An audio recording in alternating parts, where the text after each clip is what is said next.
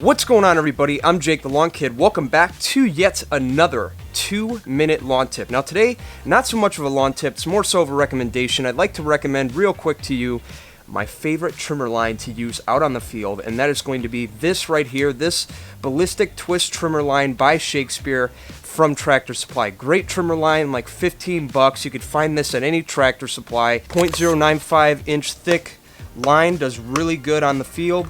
You put this in your trimmer, does a really great job just cutting through everything. And on top of that, I don't know if it's just the thickness of this, I'm not a really big expert on this, but maybe it's the overall thickness of the trimmer line that just helps it cut better. I'm not sure on that, but all I can say is if you're looking for a really good quality commercial grade trimmer line that you can get from the store for cheap, this would be exactly that. So commercial grade, 15 bucks, 0.95 thick trimmer line, very easy to wind up in the trimmer, and on top of that just does a really great job hitting all those hard to reach areas. So there you go, guys. That's pretty much all I have for you guys today. I know it was pretty short, pretty sweet. We're actually gonna beat the 2-minute time frame this week. That's pretty awesome. But yeah, just wanted to get this out there. Quick recommendation, all of you guys who are looking to improve your string trimmer game. So hope you guys enjoyed the video. If you did, please leave a like, leave a comment down below. Let me know what you thought about it. If you have any additional questions or comments, please leave those down below and I'll try to answer those as soon as I can.